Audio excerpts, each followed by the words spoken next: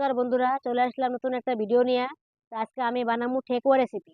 তো অনেকে তো ছট পূজা করে ঠেকুয়া প্রসাদ বানায়, তো অনেকে আবার কিন্তু ঠেকুয়া প্রসাদ বানাতে পারে না। তো ঠেকুয়া প্রসাদটা আমি কিভাবে বানাই, আমার এই ভিডিওটা প্রথম থেকে শেষ পর্যন্ত দেখার অনুরোধ রইল। বন্ধুরা, ঠেকুয়া প্রসাদটা বানানোর লিগা আমি এক বাটি আটা নিয়ে নিলাম, আধা বাটি সুজি নিয়ে নিলাম, আর আধা বাটি চিনি নিয়ে নিলাম, সামান্য অল্প লবণ দিলাম, আর অল্প একটু বাদাম গুঁড়া করে রাখছিলাম, বাদাম দিয়ে দিব, আর এক মুঠা সরিষা তেল দিয়ে দিব,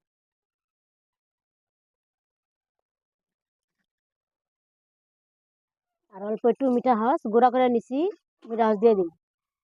মিঠা হসটা দিলে পরে খাইতে ভালো লাগে, বাসনা করে। তখন সব উপকরণগুলো মাইখা নিব।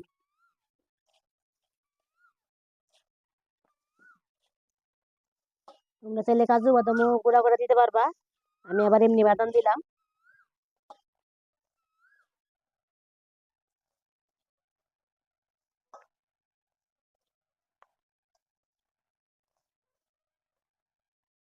আমার আটাটা এই যে মাখা হয়েছে গা, এই যে এরকম করে দলা দলা হয়েছে।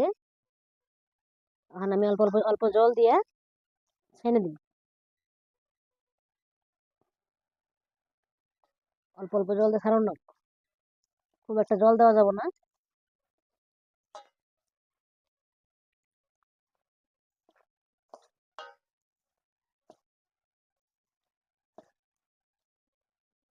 আমি আটাটা ভালো করে ছাই না, তোমরা দেখাইতেছি। আমার আটার ডোটা মাখা হয়ে গেছে গা, খুব একটা জল দিই নাই, অল্প একটু জল দিয়ে মাখছি। এই যে শক্ত করে মাখতে লাগে আটাটা, এইভাবে মেখে নিছি। আর আমি লিচিগুলো কেটে নিব।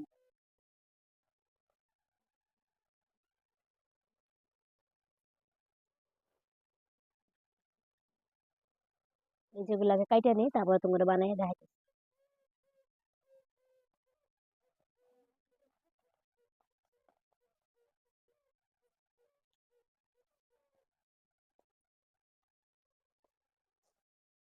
আমার লিচুগুলি কাটা হয়েছে গা, আর আমি ঠেকুয়া শেপ গুলা দিয়ে নিব।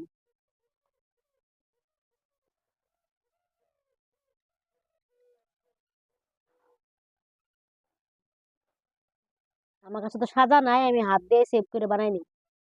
তোমার কাছে সাদা থাকলে সাদা দিয়ে বানাই নিবা, সুন্দর লাগবে দেখতে।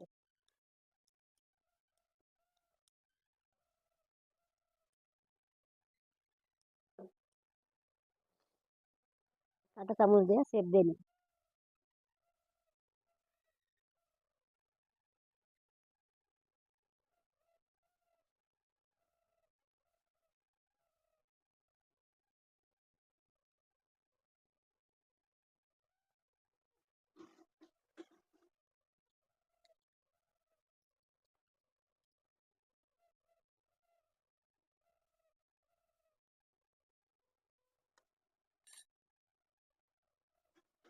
আমি এরকম করে বানাই নিলাম।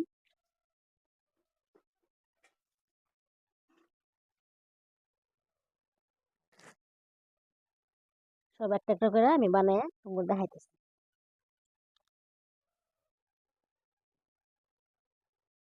বন্ধুরা, আমি সবগুলো ঠেকুয়া শেপ দিয়ে নিছি, এখন তেলে ভাজা নামাবো।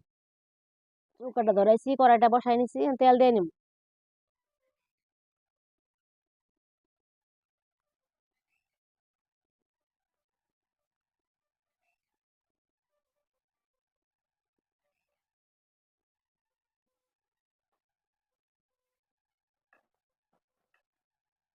আমার তেলটা গরম হয়েছে কা, আমি এখন দিয়ে দিব।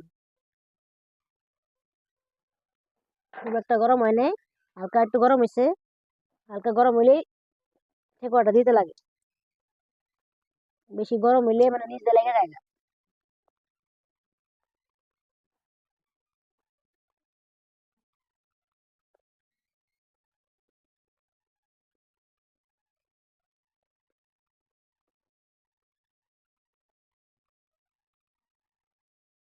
এক মোড়া ভাজা হয়েছে, এখন আমি উল্টাই নিব।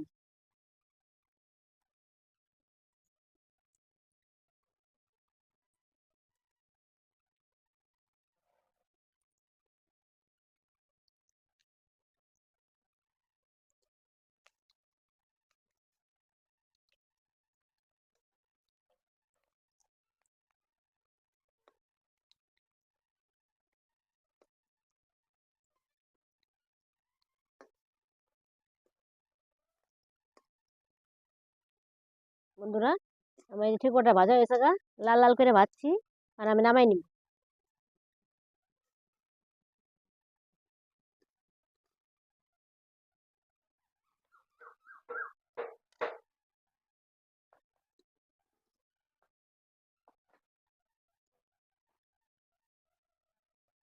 আর অল্প আছে দিয়ে নিব।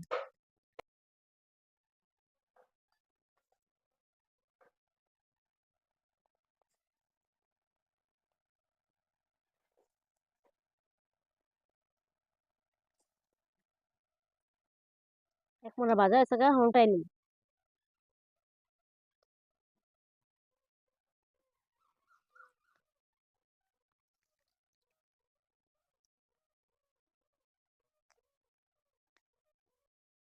বন্ধুরা, আমার ইডলি ভাজা হয়েছে গা, আমি নামাই নিব।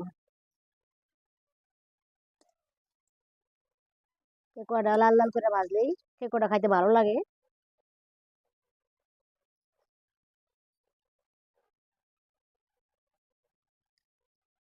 তোরা দেখো, আমি কি সুন্দর ছট পূজার ঠেকুয়া প্রসাদের মতন তুম করে ঠেকুয়া প্রসাদটা বানাই দেখাইলাম। সবাই তো ঠেকুয়া প্রসাদটা খাইতে পারে না ছট পূজার মধ্যে, অনেকে পায় অনেকে পায় না। তাই এইভাবে যদি ঘরে অল্প কিছু উপকরণ দিয়ে বানায় খাও, সবাই মিলে খাইতে পারবা, খাইতেও ভালো লাগে। বিকালে চার সাথেও খাইতে পারবা, কিংবা সকালেও টিফিন খেতে খাইতে পারবা চার সাথে। আমার ঠেকুয়া রেসিপিটা কেমন লাগলো, যদি ভালো লেগে থাকে তা আমার কমেন্ট করে জানাবা। বন্ধুরা, আমার ভিডিওটা যদি ভালো লাগে থাকে তাহলে আমার চ্যানেল সাবস্ক্রাইব করবা, আমার পাশে থাকবা। দেখা হচ্ছে পরবর্তী ভিডিওতে। ধন্যবাদ।